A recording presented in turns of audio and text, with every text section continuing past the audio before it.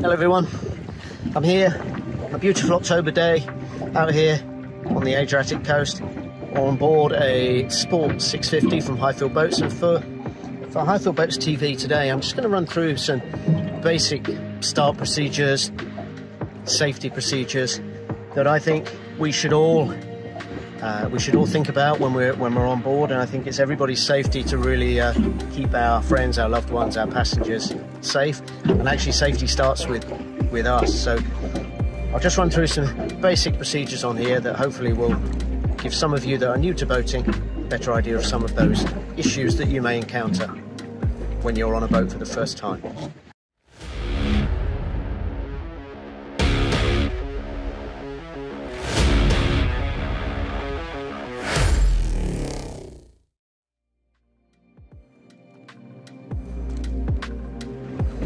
So let's talk life jackets. It should always be the first thing that we think about. On the pontoon, for kids, you've got to imagine that. Most accidents happen in a marina, okay, because people aren't focused, they're not concentrating, maybe they've had a drink, maybe they've taken their eye off one of their children, and before you know it, they've walked off the edge of a pontoon and they're in the water, okay? So I would like to stress to all of you that some of you will say a life jacket isn't cool. For me, it's like putting a seatbelt on in a car. It's just a natural thing. It doesn't change the way you use your boat. If we look at this particular life jacket here from Baltic, it's really slimline, it doesn't get in the way, it's comfortable to wear, it gives you a huge amount of security when you need it. And trust me, if ever you do need to use one of these, you won't be worrying about how much you spent on it, and you won't be thinking, oh yeah, but I look cool because I'm not wearing one. This will save your life. It is that simple. Now, let's think about life jackets. Automatic, on a rib, I would advise that you go for automatic inflation, because if you do go overboard, there is a chance that you may be disorientated, perhaps you banged your head, especially at high speed. You don't want to have to worry about pulling this, okay? You want the life jacket to do that for you. So I'd go for an auto inflation, because then when it hits the water, when it's been immersed for a certain period of time, it will automatically inflate, it will automatically pop you to the surface, and it will turn you onto your back, which is really, really important, because your airway will be clear of the water. The most important thing then to do is not to panic, okay? Float, just float, okay? We call it float to survive. Float to survive. The other important thing I need to add for you here is a crotch strap. Now, why a crotch strap? Well, if you imagine this life jacket without a crotch strap, there is a possibility, particularly on smaller people or younger people, that when the jacket inflates and you have all that upward buoyancy, if it's not anchored to your body in some way, it can slip over your shoulders. So it can actually slip over your head. And you can come out of a life jacket. No matter how good that life jacket is, you can come out of it. The crotch strap, which will go, I will show you in a minute, goes underneath your crotch and clips back in. That essentially anchors the life jacket to your body. So even if it tries to go up and above your shoulders, it cannot, because this strap has kept it in position. And I'll show you what I mean. So life jacket, here we are. Over one shoulder. It's that simple, honestly. There's really no excuse. Over the other shoulder, central clip into position, crotch strap underneath your groin area up to the crotch strap clip. So now you're anchored, that life jacket is anchored to your body, okay? But the next thing you need to do, and this is where as the skipper of the boat you can help your passengers that may not have the experience, okay? Remember, it's your responsibility, their safety is up to you. This life jacket, as you can see now, is quite loose, okay? So a loose life jacket is quite a dangerous thing. All of these life jackets will have adjustable straps, as you can see here and as you can see here, okay? So the side strap you can pull around. I can pull that nice and tight, snug fit to my body. So that is now adjusted to fit me. That's a really nice fit. It's not too tight. I don't even know I'm wearing it, honestly. I don't even know I'm wearing it. Crotch strap, I can tighten that up as well, same way. So now I have a really nicely fitting life jacket. You don't want to make it too tight so that it restricts your movement, but here I know that if the worst happens, my jacket's going to stay on, it's going to inflate, it's going to pop me up, it's going to lay my head facing the air, okay, and then I can just relax. I can relax, float to survive. Okay, don't panic, don't try and swim, don't expend your energy, save your energy for keeping warm, float, get your bearings, and then you can work out your next move. The next thing we can think about here is, again, a life-saving device, genuinely a life-saving device. The kill cord, you can see it hanging down here, okay, by the switch. Now this kill cord is designed to be attached to the driver of the boat.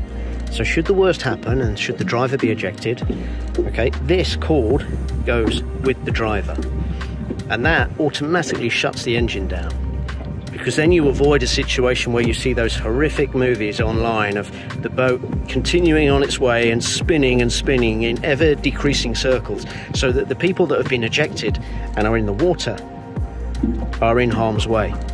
So the kill cord, for me, again, is like a life jacket. It just becomes a part of your process, okay? So we'll show you how it works. So this is the kill cord correctly fitted. You'll notice around my leg, okay, because it's less likely to slip off my leg. If you put it around your wrist, there is always the risk of when you go overboard, actually that kill cord slips off of your wrist. So around the leg on a rib is a good place to anchor. You can see the dedicated clip here. It's really straightforward, honestly. It's a really straightforward thing to fit that to your body. It's a big safety feature. Now the engine is running, so you can hear, I'll put the revs up now.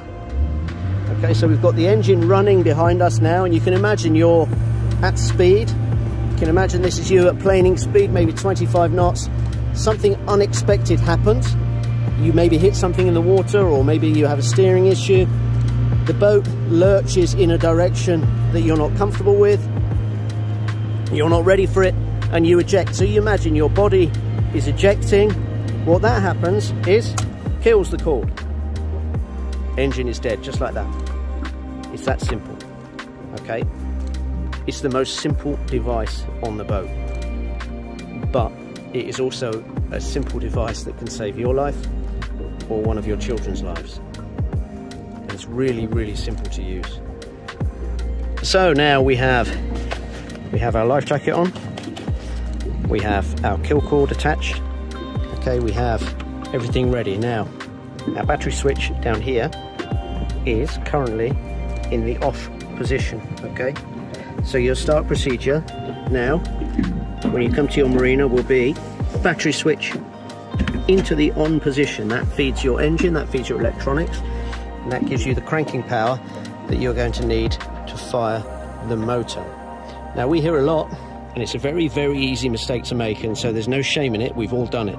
But the top mount control boxes from most of the engine manufacturers do not have a neutral lock.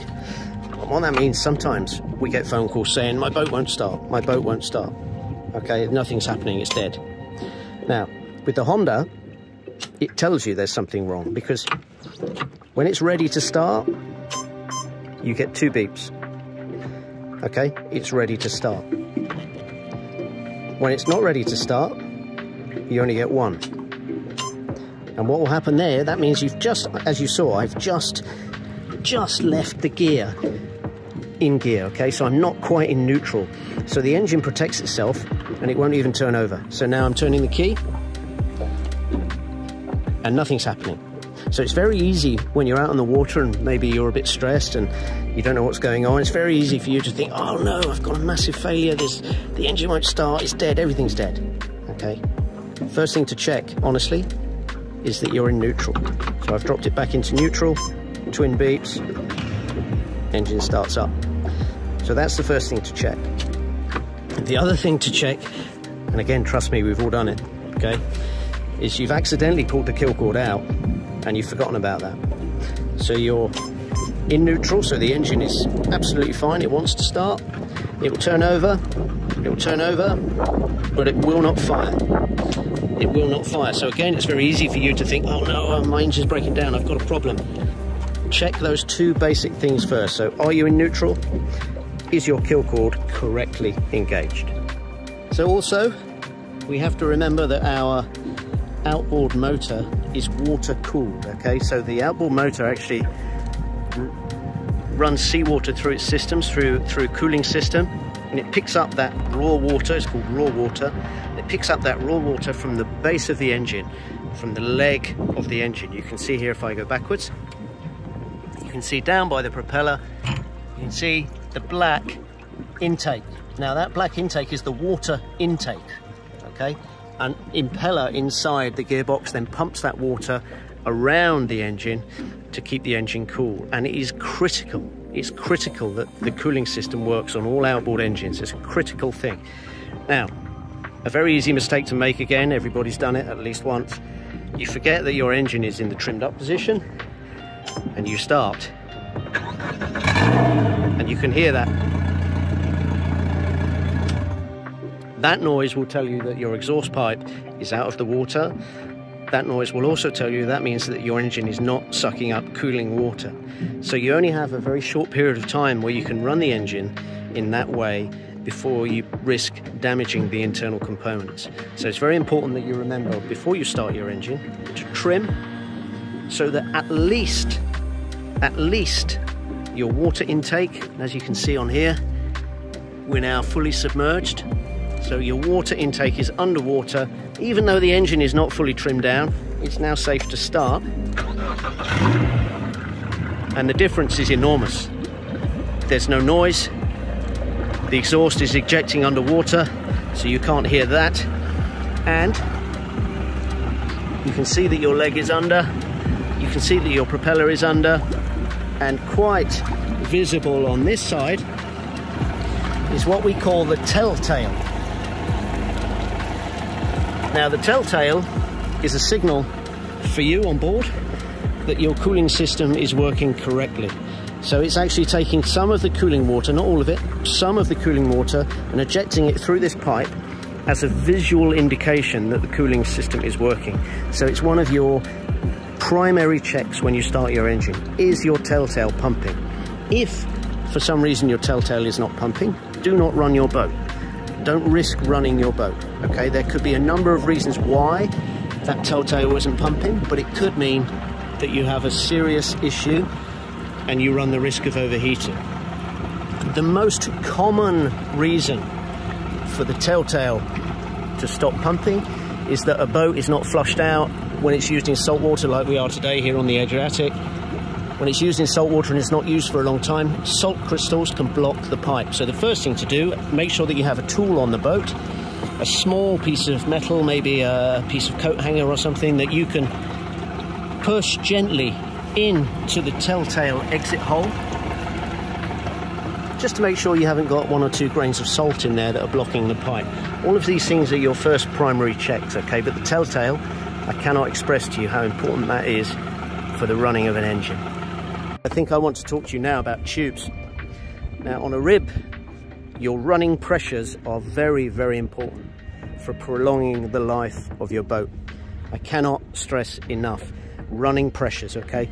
So we have a working pressure of 3.2 psi, okay? 3.2 psi, they should be solid. Okay, you can get pumps now, electric pumps or even manual pumps with visible gauges that give you your pressure. 3.2 psi. If you run under pressure, okay, so if you're running your tubes constantly at 2 psi, what that means is when they make contact with the water, they vibrate much, much more than they do when they're at pressure, okay?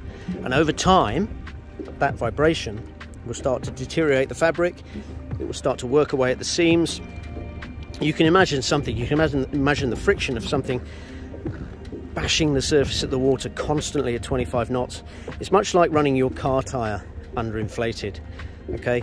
If you run your car tyre underinflated, it's not going to last as long, it's going to overheat, it's going to eventually blow, okay? So you should really take care to keep the pressure in your tubes. Each chamber, by the way, not just one, okay? Make sure the pressure is equal in each chamber. 3.2 psi, that will prolong the life of your tubes by a long time.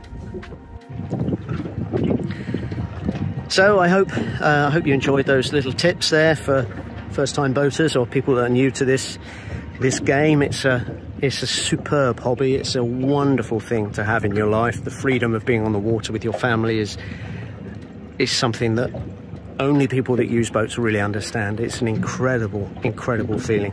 Look at where I am now here. I've just found an island out of the wind. The wind is blowing about 20 knots, believe it or not, over there. I'm just in the lee of a beautiful island in the Adriatic here to bring you this video. That sense of freedom, that sense of having your own space, it's an incredible, incredible thing. But we all have a responsibility to be safe. We all have a responsibility to look after others. So I hope that this video has helped some of you with some of the more basic safety issues. That concludes this episode of Highfield Boats TV. Make sure you check back in next week for the next one. We'll keep you updated with new products, news, walkthroughs, information, what our network is doing, everything about the world of Highfield Boats. Check in, Highfield Boats TV. Thank you for watching.